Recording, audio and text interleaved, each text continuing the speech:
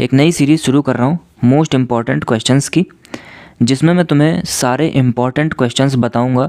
एक वीडियो में एक क्वेश्चन होगा और उससे रिलेटेड जो भी इन्फॉर्मेशन ज़्यादा से ज़्यादा होगी वो बताऊंगा। ये सारे के सारे क्वेश्चंस यूपी बोर्ड जो आने वाला एग्ज़ाम है उसके लिए बहुत ज़्यादा इम्पॉर्टेंट होंगे, तो ध्यान से पढ़ना, आसानी से समझ जाओगे अगर वीडियो को अच्छे से देखोगे। चलो शुरू करते हैं। आज का पहला जो प्रश्न है, निम्न में से कौन सा प्रतिचुंबकीय आयन है? कॉपर 2+, Fe2+, निकिल 2+ या जिंक 2+। देख सकते हो कई बार पूछा गया है। तो अगर इस टाइप का प्रश्न आता है जिसमें तुमसे प्रतिचुंबकीय या अनुचुंबकीय कोई चीज़ पूछी जाती है, कोई आयन बताना होता है कि तुम्हें प्रतिचुंबकीय है या अनुचुंबकीय, तो ऐसे प्रश्नों को कैसे करना है उसके लिए कुछ इंपॉर्टेंट इन्फॉर्मेशन है जो तुम्हें याद होनी चाहिए, पता होनी चाहिए। जैसे अगर अयुग्मित इलेक्ट्रॉन नहीं है, हम क्या करेंगे, जो आयन्स हैं इनका इलेक्ट्रॉनिक विन्यास लिखेंगे और देखेंगे कि उनका जो डी कक्षक है उसमें अगर कोई भी अयुग्मित इलेक्ट्रॉन नहीं है। जैसे अयुग्मित इलेक्ट्रॉन का मतलब क्या हुआ, अगर इन इलेक्ट्रॉन्स को देखोगे तो ये इलेक्ट्रॉन्स क्या हैं, सारे के सारे युग्मित हैं। युग्मित है मतलब जोड़े के साथ हैं, ठीक है, कोई भी अकेला इलेक्ट्रॉन नहीं है, तो इसके अंदर कोई भी अयुग्मित इलेक्ट्रॉन नहीं है। लेकिन यहाँ पे देखोगे तो इसके पास क्या है, ये सिंगल इलेक्ट्रॉन है, 1, 2 और 3, तो इसके पास ये तीनों क्या है, सिंगल इलेक्ट्रॉन है, यानी इसके पास अयुग्मित इलेक्ट्रॉन है। तो अगर अयुग्मित इलेक्ट्रॉन नहीं है किसी आयन में तो वो आयन कैसा होगा, प्रतिचुंबकीय होगा, पहली बात। दूसरी बात रंगहीन होगा, और तीसरी बात उसका चुंबकीय आघूर्ण जो होगा वो क्या होगा, 0 होगा। ठीक है, अगर उसमें अयुग्मित इलेक्ट्रॉन है, मतलब कि ये जो सिंगल इलेक्ट्रॉन है उसमें एक या एक से ज़्यादा अयुग्मित इलेक्ट्रॉन है, तो वो आयन कैसा होगा, अनुचुंबकीय होगा, पहली बात तो। दूसरी बात रंगीन होगा, मतलब उसका कोई ना कोई कलर होगा, और इसके लिए चुंबकीय आघूर्ण जो होगा वो 0 के बराबर नहीं होगा, मतलब कोई ना कोई उसकी वैल्यू होगी। और वो वैल्यू हम किस फार्मूले से निकालते हैं, तो उसके लिए फार्मूला होता है म्यू बराबर √NN+2, जहाँ पे n क्या होता है, इस d इलेक्ट्रॉन के अंदर उपस्थित अयुग्मित इलेक्ट्रॉनों की संख्या। जैसे यहाँ पे n बराबर कितना है, 3 है। क्यों? क्योंकि हमारे पास कितने अयुग्मित इलेक्ट्रॉन है, 3 अयुग्मित इलेक्ट्रॉन है। तो अगर अयुग्मित इलेक्ट्रॉन 1 है तो उसके लिए म्यू का मान क्या आएगा, 1.7 Bm का मतलब बोर मैग्नेटॉन। 2 है अगर n का मान, यानी अयुग्मित इलेक्ट्रॉन कितने हैं, 2 हैं, तो उसके लिए 2.8। 3 है तो 3.8, 4 है तो 4.8, और अगर 5 अयुग्मित इलेक्ट्रॉन है तो उसके लिए 5.9। देखो इसको याद करने की आसान सी एक ट्रिक है, क्या कि अगर 1 है तो यहाँ पे भी देखो 1 है, 1 है, 2 है तो कितना है 2, 3 है तो 3, 4 है तो 4, 5 है तो 5। ठीक है, और प्लस ये जो पॉइंट वाली चीज़ें कैसे याद कर सकते हो, तो पहला वाला 0.7 है, बाकी के तीनों 0.8 हैं, और लास्ट वाला 0.9 है, तो 7, 8, 9 लगातार ये वैल्यूज़ हैं। ठीक है, तो वैल्यूज़ आसानी से याद हो जाएंगी। 1 है तो 1.7, 2 है तो 2.8, 3 है तो 3.8, 4 है तो 4.8, और 5 अगर है तो 5.9। ठीक है, अच्छा, यहाँ पर एक चीज़, ये जो प्रतिचुंबकीय है इसका मतलब क्या होता है कि अगर हम इन आयनों से बने किसी यौगिक को, अगर कोई यौगिक है जिसमें ये आयन है जिसके अंदर कोई भी अयुग्मित इलेक्ट्रॉन नहीं है, उसको अगर मैग्नेट के पास रखोगे तो ये मैग्नेट से क्या होगा, दूर भागेगा, और जो अनुचुंबकीय वाला होता है वो चुंबक की तरफ आकर्षित होगा, चुंबक के पास जाएगा। तो अगर चुंबक की तरफ आकर्षित होता है तो उसको हम क्या बोलते हैं, अनुचुंबकीय, और अगर चुंबक से दूर भागता है तो उसको हम क्या बोलते हैं, प्रतिचुंबकीय। ठीक है, कुछ तत्व हैं वो एक अलग टाइप का चुंबकत्व गुण प्रदर्शित करते हैं, उसको हम बोलते हैं क्या, फेरोचुंबकीय। फेरोचुंबकीय जो है वो अनुचुंबकीय का ही क्या है कि एक स्पेशल केस है, मतलब कि कोई आयन जब बहुत ज़्यादा अनुचुंबकीय हो जाता है तो उसको हम क्या बोलते हैं, फेरोचुंबकीय बोलते हैं। ये आसानी से समझ सकते हो।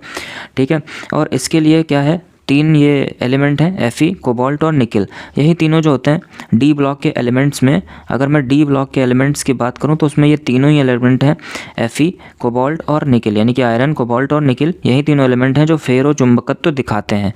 फेरो चुंबकत्व उदाहरण के लिए देखो, कुछ चीज़ें ऐसे होती हैं, जैसे लोहा होता है, तो लोहे को अगर तुम मैग्नेट से चिपका करके, मान लो ये लोहा है, इसको तुमने, ये क्या है, मैग्नेट है, इससे चिपकाया और थोड़ी देर बाद छोड़ दिया, और थोड़ी देर बाद ये जो लोहा तुमने चिपकाया था, अगर इस लोहे से कोई कील इसके पास लेकर के आओ तो ये क्या करता है, इस कील को भी क्या करेगा, अट्रैक्ट करेगा।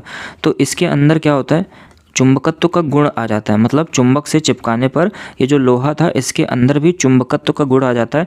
अगर ऐसा कुछ होता है तो उसको हम क्या बोलते हैं, फेरोचुंबकीय बोलते हैं। ठीक है, ये तीनों ही जो हैं फेरोचुंबकत्व का गुण दिखाते हैं। कौन कौन से, आयरन, कोबाल्ट और निकिल। ऐसे सवाल करने के लिए बस तुम्हें एक ही चीज़ निकालनी होती है, आयन का इलेक्ट्रॉनिक विन्यास लिखो और उसमें क्या निकाल लो, अयुग्मित इलेक्ट्रॉन। अगर होगा तो ये सारी कंडीशंस फॉलो करेंगी, अगर नहीं होगा तो ये सारी कंडीशंस फॉलो करेंगी। ठीक है, तो एक एक करके देखते हैं। कॉपर 2+, सबसे पहले बात करते हैं कॉपर 2+ की। कॉपर 2+ का इलेक्ट्रॉनिक विन्यास लिखने से पहले तुम्हें कॉपर का इलेक्ट्रॉनिक विन्यास लिखना पड़ेगा, और कॉपर का इलेक्ट्रॉनिक विन्यास लिखने के लिए इसका पता होना चाहिए परमाणु क्रमांक, जो कि कितना होता है, 29 होता है। और इसका जो इलेक्ट्रॉनिक विन्यास क्या होगा, आर्गन लिखते ही तुमने कितने इलेक्ट्रॉन लिख दिए, 18। उसके बाद कितना, 4s2, 18 और 2 कितने हो गए, 20, और बाकी के जो बचे वो किस में जाएंगे, 3D में, 3D 9। तो 18, 2 20 और 9 29। लेकिन ये एक स्पेशल केस होता है। होता क्या है कि यहाँ पर से एक इलेक्ट्रॉन s से इसमें आ जाता है। अगर इसमें आ जाएगा तो ये जो D होता है ये एक्चुअल में क्या हो जाएगा, इसमें 10 इलेक्ट्रॉन हो जाएंगे। ठीक है, इसमें कितने, 10 इलेक्ट्रॉन हो जाएंगे। और अगर 10 इलेक्ट्रॉन हो जाते हैं तो ये कैसा हो जाता है, पूर्ण पूरित हो जाता है। पूर्ण पूरित हो जाता है, और पूर्ण पूरित वाले क्या होते हैं, स्थायी होते हैं। तो क्या होगा, यहाँ से एक इलेक्ट्रॉन ट्रांसफ़र होकर के यहाँ आ जाता है।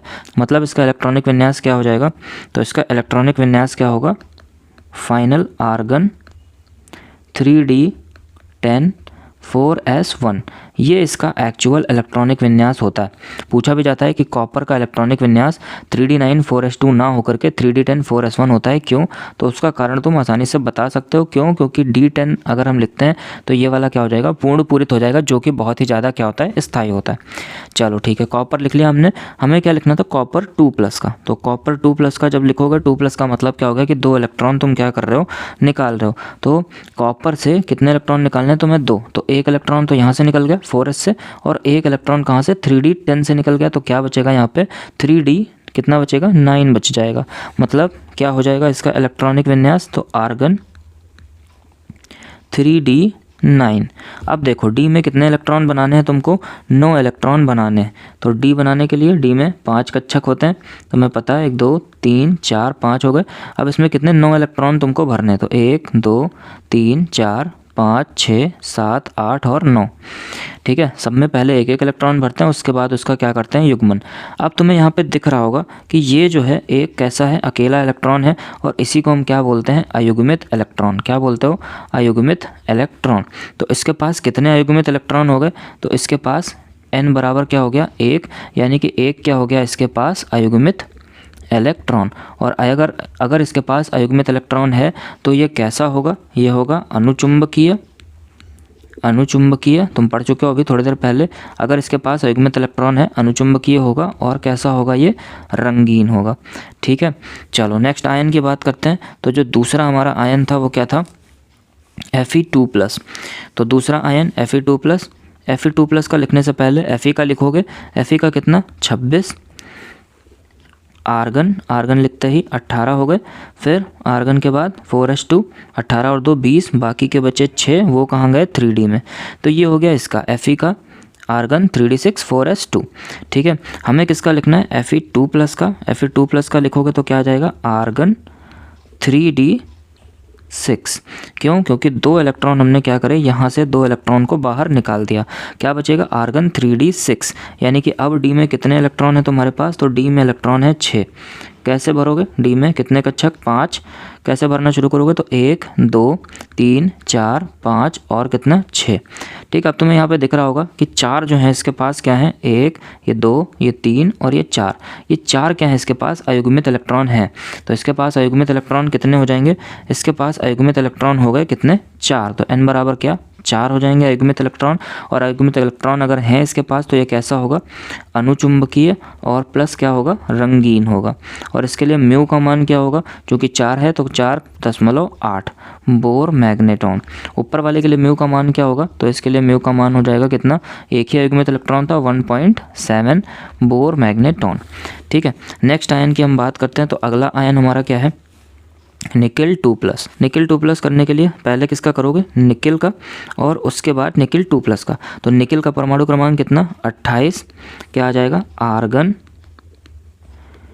3D8 4s2। अच्छा, अब तुम ये सोच रहे होगे कि हम निकिल 2+ का लिखना है तो सीधे हम निकिल 2+ का ही क्यों नहीं लिख रहे। तो निकिल 2+ का अगर तुम सीधे लिखना चाहोगे, जैसे मान लो तुमने क्या किया, ये वाली चीज़ नहीं लिखी, अब निकिल 2+ का तुम सीधे लिखना चाहोगे तो निकिल 2+ जैसे लिखोगे 28 इसका परमाणु क्रमांक होता है, 2+ का मतलब 2 घटा दोगे तो कितना बचेगा 26, और कितना आना चाहिए देखो आर्गन, फिर 4s2 और 3d कितना 6, ये आना चाहिए 26 के हिसाब से। और 26 के हिसाब से अगर ये आ रहा है, अब तुम डी बनाओगे तो डी में कितने इलेक्ट्रॉन हो जाएंगे देखो, 1 2 3 4 5 और 6, कितने इलेक्ट्रॉन हो जाएंगे 6, यानी इसके पास कितने अयुग्मित इलेक्ट्रॉन हो जाएंगे 4। देखो अब अगर तुम यही चीज़ निकिल लिखते, पहले निकिल लिखते, निकिल का कितना 28, 28 के हिसाब से कितना आर्गन, 4s2 और 3d कितना 8, ठीक है। और जब निकिल 2+ लिखोगे तब क्या होगा कि यहाँ से 2 इलेक्ट्रॉन, जो 4s वाले आखिरी 2 इलेक्ट्रॉन है, ये क्या होंगे बाहर निकल जाएंगे, क्या बचेगा आर्गन, 3d 8, यानी अब डी में देखो कितने इलेक्ट्रॉन हैं, तो डी में इलेक्ट्रॉन बचे कितने, ध्यान से देखो डी में इलेक्ट्रॉन बच रहे हैं कितने 8। अब भरो इनको, तो 1 2 3 4 5 6 7 और 8। देखो दोनों में फ़र्क तुम्हें नज़र आ रहा होगा। यहाँ पे तुमने जब निकिल 2+ डायरेक्ट लिखा था तब कितने अयुग्मित इलेक्ट्रॉन आ रहे थे 4, और जब निकिल लिख रहे हो तब कितने अयुग्मित इलेक्ट्रॉन आ रहे हैं, n बराबर कितने आ रहे हैं 2, ठीक है। तो इसी वजह से हम कभी भी डायरेक्ट नहीं लिखेंगे, अगर तुम डायरेक्ट लिखने की कोशिश करोगे तो ये चीज़ गलत हो जाएगी। तो जब भी कोई आयन दिया हो तो सबसे पहले उसके एलिमेंट का लिख लो, एलिमेंट के बाद उसमें से जितना प्लस चार्ज हो उतने घटाओ और तब आंसर निकालो, तो वो हमेशा तुम्हारा सही आंसर देगा, ठीक है। अब देखो इसके पास भी क्या है n, कितने अयुग्मित इलेक्ट्रॉन है 2 अयुग्मित इलेक्ट्रॉन है, और अगर इसके पास 2 अयुग्मित इलेक्ट्रॉन हैं तो ये कैसा हो जाएगा, अगर इसके पास 2 अयुग्मित इलेक्ट्रॉन है तो ये कैसा हो जाएगा, पहली बात तो रंगीन हो जाएगा, और दूसरी बात क्या हो जाएगा ये अनुचुंबकीय, और इसके लिए म्यू का मान कितना हो जाएगा, तो म्यू का मान 2 है, अगर अयुग्मित इलेक्ट्रॉन 2 है तो इसके लिए म्यू का मान क्या हो जाएगा 2.8 बोर मैग्नेटॉन, ठीक है। नेक्स्ट आयन हमारे पास कौन सा था, नेक्स्ट आयन था हमारा जिंक 2+। तो कभी भी डायरेक्ट मत लिखना वरना आंसर हमेशा गलत आएगा। जिंक 2+ अगला है, जिंक 2+ लिखने के लिए क्या लिखेंगे हम, पहले जिंक कितना होता है 30, क्या हो जाएगा आर्गन 18, फिर 4s2, 18 2 कितने हो गए 20, और बचे कितने 10, तो ये क्या हो गया 3d 10, ठीक है। लिखना तुम्हें किसका था जिंक 2+ का, जिंक 2+ यानी कितने हो गए 28, 2 इलेक्ट्रॉन जो होंगे वो यहाँ से 2 इलेक्ट्रॉन बाहर निकाल दोगे, क्या बन जाएगा आर्गन 3d कितना 10, ठीक है। कितने इलेक्ट्रॉन डी में 10 इलेक्ट्रॉन तुम्हें भरने, 3 4 5, डी में तुम्हें 10 इलेक्ट्रॉन भरने हैं, देखो 1 2 3 4 5 6 7 8 9 और 10। अब देखो इसमें तुम्हें कोई भी सिंगल इलेक्ट्रॉन नहीं दिख रहा होगा, ये भी युग्मित है, ये भी युग्मित है, ये भी पेयर में है, ये भी जोड़े में है, ये भी पेयर में, तो यानी कि सबके सब क्या हैं युग्मित हैं। इसमें अयुग्मित इलेक्ट्रॉन क्या हैं 0 हैं।